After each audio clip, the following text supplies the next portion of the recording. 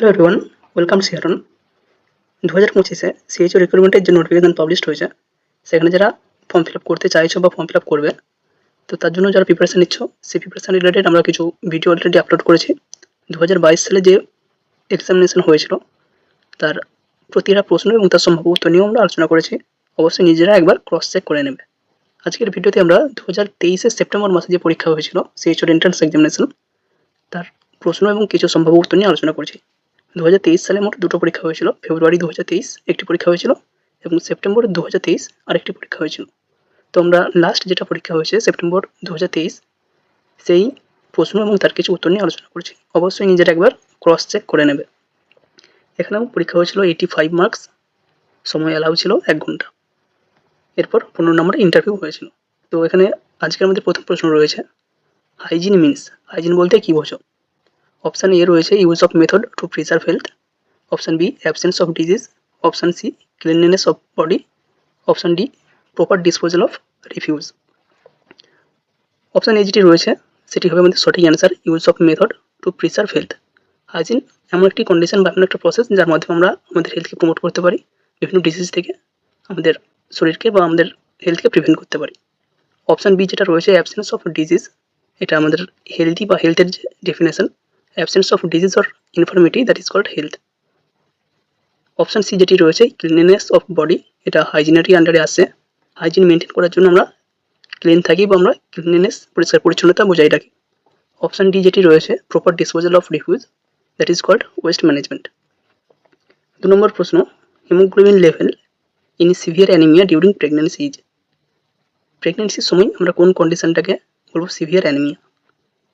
Option A hemoglobin level more than 11 gram per dl, option B hemoglobin level more than 7 to 11 gram per dl, option C hemoglobin level less than 7 gram per dl, option D hemoglobin level less than 5 gram per dl। তো অ্যানিমিয়ার during pregnancy range রয়েছে, যদি haemoglobin level 10-এর কম হয় প্রেগনেন্সির সময় তাকে আমরা বলবো anaemia. 10 থেকে 8 পর্যন্ত যদি হিমোগ্লোবিন লেভেল থাকে সেটা হবে মাইল্ড অ্যানিমিয়া। হিমোগ্লোবিনের পরিমাণ যদি 8 থেকে 7-এর মধ্যে থাকে তখন সেটাকে আমরা বলবো মডারেট অ্যানিমিয়া, এবং হিমোগ্লোবিন লেভেল 7 বা তার নিচে যদি হয়ে যায় তখন আমরা তাকে বলবো সিভিয়ার অ্যানিমিয়া। 3 নম্বর প্রশ্ন, iron absorption in the body may be decreased due to intake of. কোন খাবার খেলে আমাদের শরীরে আয়রন অ্যাবজর্পশন কমে যায়? Option A vitamin C, option B tea a caffeine, option C vitamin A, option D green leafy vegetable. তো সঠিক answer হবে অপশান বি টি ক্যাফিন। চা বা ক্যাফিন জাতীয় যদি আমরা প্রোডাক্ট ইউজ করি সেক্ষেত্রে আমাদের শরীরে আয়রন অ্যাবজর্পশন কম হয়। ভিটামিন সি জাতীয় খাবার যদি আমরা ইনটেক করতে পারি সেক্ষেত্রে আমাদের শরীরে আয়রনের অ্যাবজর্পশনটা ঠিকঠাকভাবে হয়। 4 নম্বর প্রশ্ন, the causative organism of dengue fever. Dengue ফিভারের কজেটিভ অর্গানিজম কোনটি?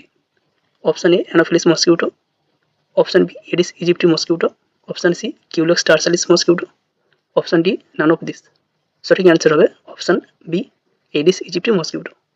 ডেঙ্গুর জন্য এডিস ইজিপ্টি মসকিউটো রেসপন্সিবল এবং ম্যালেরিয়ার জন্য অ্যানোফিলিস মসকিউটো রেসপন্সিবল। 5 নম্বর প্রশ্ন, fluid draining from the nose is called. এটা আমরা 2022-এর কোশ্চেনও পেয়েছি। যদি নাক দিয়ে আমাদের অনবরত ফ্লুইড ডিসচার্জ হয় তখন তাকে আমরা কী বলবো? Option A otorrhea, option B rhinorrhea, option C hematuria, option D none of this. তো এখানে ওটোরিয়া যদি আমাদের কান থেকে ডিসচার্জ হয় সেটা কোনো ট্রমার জন্য হতে পারে, কোনো ইনফেকশনের জন্য কোনো পাস বেরিয়ে আসতে পারে, তো তাকে আমরা বলবো ওটোরিয়া। যদি নাক দিয়ে ফ্লুইড ড্রেনিং হয় তাকে আমরা বলবো রাইনোরিয়া। হেমাচুরিয়া যদি আমাদের ইউরিনের সঙ্গে ব্লাড আসে তখন তাকে আমরা বলবো হিমাচুরিয়া। তো আমাদের সঠিক অ্যান্সার হবে অপশান বি রাইনোরিয়া। 6 নম্বর প্রশ্ন, lack of interest in food is termed as. খাবারের প্রতি অনীহা, এই কন্ডিশনটাকে আমরা কী টার্ম ইউজ করবো? এটা আমরা 2022-এরও কোশ্চেনে পেয়েছি। Option A anoxia, option B apathy, option C anorexia, option D none of this. Anoxia যখন আমাদের বডিতে বা আমাদের যে সমস্ত সেলগুলো রয়েছে সেখানে যখন অক্সিজেন সাপ্লাই ঠিকঠাকভাবে হবে না তখন আমরা বলবো anoxia. Apathy lack of interest বা কোনো আমাদের ইমোশন যখন থাকছে না সেই কন্ডিশনটাকে আমরা বলবো apathy. Anorexia lack of interest in food. খাবারের প্রতি অনীহা, এই কন্ডিশনটাকে আমরা বলবো অ্যানোরেক্সিয়া। তো সঠিক অ্যান্সার হবে আমাদের অপশন সি। 7 নম্বর প্রশ্ন, pathogenic acid fast organism is. Acid fast organism, এখানে নিচে যে 4টি অপশন রয়েছে তার মধ্যে কোনটি? Option A mycobacterium leprae, option B bacillus pertussis, option C mycobacterium diphtheriae, option D salmonella typhi. সঠিক অ্যান্সার হবে আমাদের option A mycobacterium leprae. Mycobacterium leprae এবং মাইকোব্যাকটেরিয়াম টিউবারকিউলোসিস এই দুটো অ্যাসিড ফার্স্ট অর্গানিজম।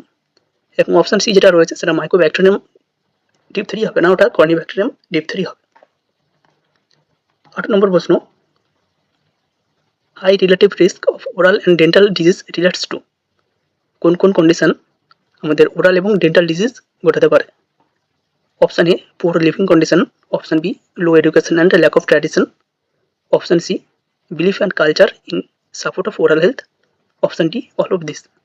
কোন কোন ক্ষেত্রে আমাদের ওরাল এবং দাঁতের বিভিন্ন রোগ হতে পারে? যদি আমাদের লিভিং কন্ডিশন খারাপ হয়, ব্রাশ না করা বা ওরাল হাইজিন মেনটেন না করা, অপশন বি লো এডুকেশন, যদি আমাদের এডুকেশন কম থাকে বা আমাদের ল্যাক অফ ট্র্যাডিশন, ব্রাশ করার টেন্ডেন্সি এগুলো যদি না থাকে, belief and cultural in support of oral health. Oral health maintain করার থেকে আমাদের যদি কোনো কুসংস্কার বা কোনো ফলস বিলিফ থাকে সেক্ষেত্রে আমাদের হতে পারে। তো সঠিক অ্যান্সার হবে option D all of this.